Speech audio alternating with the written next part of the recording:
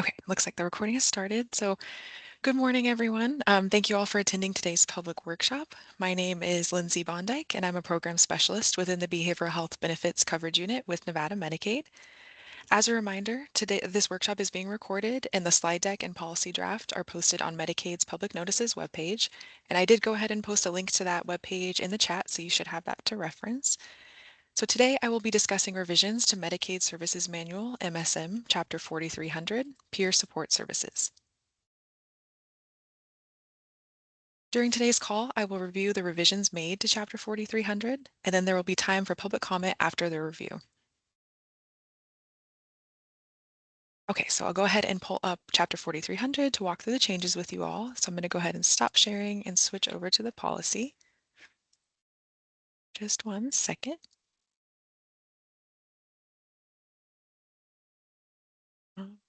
Okay, so the policy should be shared on the screen for you all.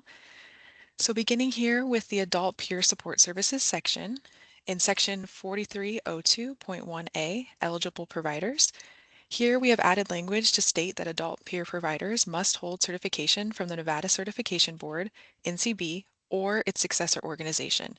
The language allowing providers to receive certification from another state-approved training program was removed, as adult peer providers must be certified through the NCB only. And then moving down to the end of the Adult Peer Support Services section, we removed subsection 4302.1H, which discusses information for managed care members. This section was also removed from the Family and Youth Peer sections below. We created one distinct section to discuss MCO information at the end of the chapter, which I will show later in this presentation. The purpose of this was to avoid the unnecessary repetition of this information throughout the chapter and instead have only one section that covers MCO information for all peer support services.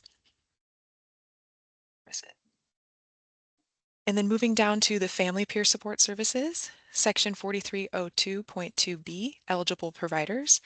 The language describing NCB's successor organization was added. However, for the family and youth peer sections, we did not remove the option of being certified through another state-approved training program. Medicaid will continue to accept the national certifications for these providers until NCB's specific family and youth certification is available. We will look at updating this language again at that time. Discussions are ongoing regarding the timeframe that we will require providers who have the national certification to receive the NCB certification once available. Okay, and then scrolling down just a little in section 4302.2c, eligible members. Within the family and youth peer sections, we updated the maximum age of a recipient to 26 years old. And then just quickly, I do want to show that these same changes were made in the youth section as well. So this is the eligible providers change and then also the age range change here. And this is just within the youth section, just so you could see that it's updated in both parts. All right. And then for the final change, we moved the Youth Services MCO subsection into its own section and removed the word youth from the description. This new MCO section will cover the whole chapter, including adult, family, and youth peer support services.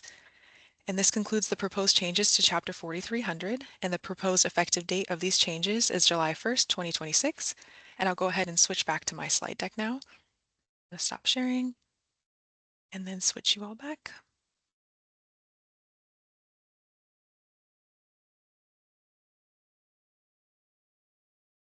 Okay, so you should see my slide deck again. But before we move on to public comment, I do want to make a quick note that is unrelated to the chapter revisions, but is something peer providers should be aware of. We are revising the prior authorization request form used to request prior authorization for peer services after the service limit has been met. This is the FA11 form. The revisions will make the form more applicable to peer providers. These revisions are in progress and a web announcement will be posted once the updates are made, so please keep an eye out for that. With all that said, I will now open up for public comment. Do we have any questions or comments on the chapter changes at this time?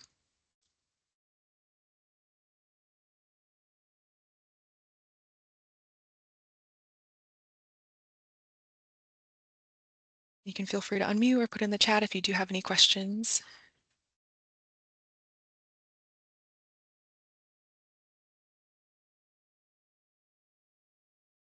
Doesn't look like I'm seeing any. So we'll go ahead. So if anything does come up, here is my contact information. So if you do have any comments or questions that come up later, please feel free to email the behavioral health inbox and we'll be happy to help. But that concludes today's presentation. So thank you all for attending today's workshop. I appreciate it. Have a good rest of your day. Thank you. Thanks, everybody.